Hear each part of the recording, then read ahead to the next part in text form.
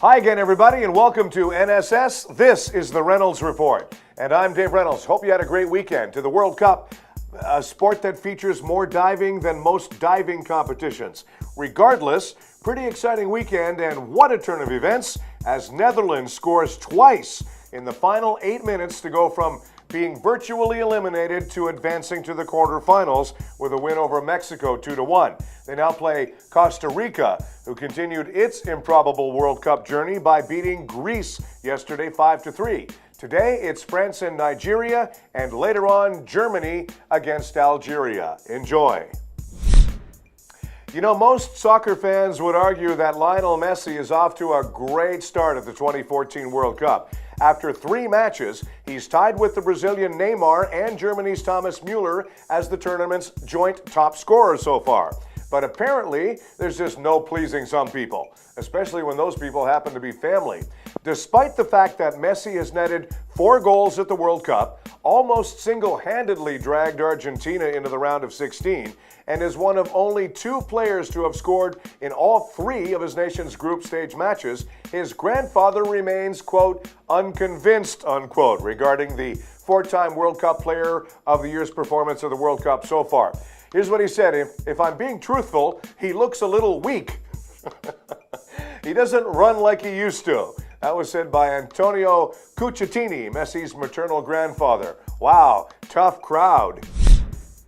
Okay, still with soccer for just a second, Mexico's Guillermo Ochoa has emerged as one of the cult icons of this World Cup. His giant headband and shot-stopping heroics have made a lot of people fall in love with this guy.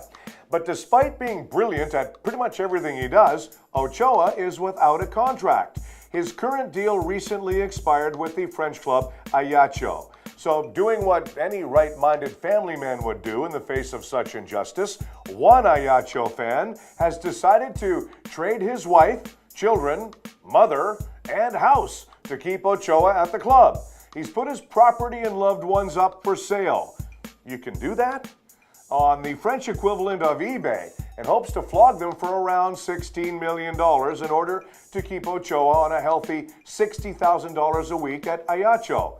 This whole story is disturbing to me. I guess the only thing more disturbing to me is the ability of soccer fans to whistle so loudly. You guys notice that? Okay, I got a question for you. Can you actually be the mayor of a major North American city if you're the guy who makes Charlie Sheen seem sophisticated? Toronto Mayor Rob Ford is set to return to City Hall today after spending the last couple of months in rehab. Next up, he'll be hosting Saturday Night Live. I think that's part of the rehab deal, if I'm not mistaken. In a letter sent to the city clerk's office, Ford indicated he would arrive at his office sometime late in the afternoon. Now, with less than 4 months left in his term, Ford's attention will likely be focused on his bid to win another 4 years in office when voters head to the polls on October 2nd. What party does Rob Ford head up anyway? Does anybody know? It must be the Keg Party. Okay, speaking of drugs, listen, the #1 rule of getting free weed is that you keep the free weed.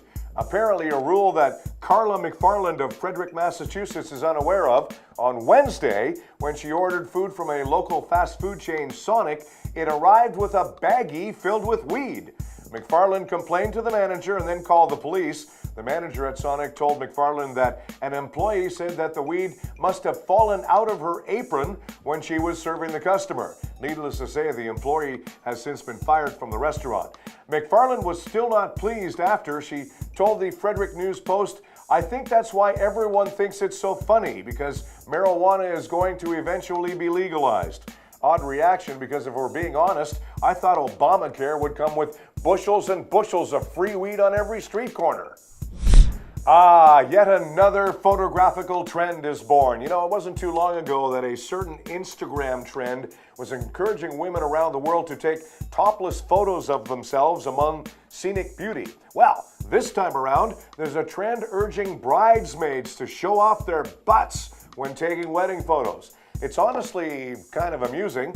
Sure, after seeing one photo, I thought it was just like a wedding photo gone wrong. But seeing a plethora of the same kind of photo, it's become pretty evident this is supposed to be happening. And I, for one, say, bring it on. Okay, the Frank Dangelo Band will be performing July 17th at the Mod Club here in Toronto. A bonus for the first 50 people through the door. They'll receive an autographed CD Blu-ray combo pack of the album, Just Give Me One More Moment, and the Real Gangsters movie. Awesome. Please follow me on Twitter at the Dave Reynolds. Thanks for watching today. We'll be back on Wednesday. Have a great Canada Day. Okay, now for no particular reason, some guy putting on his pants without using his hands.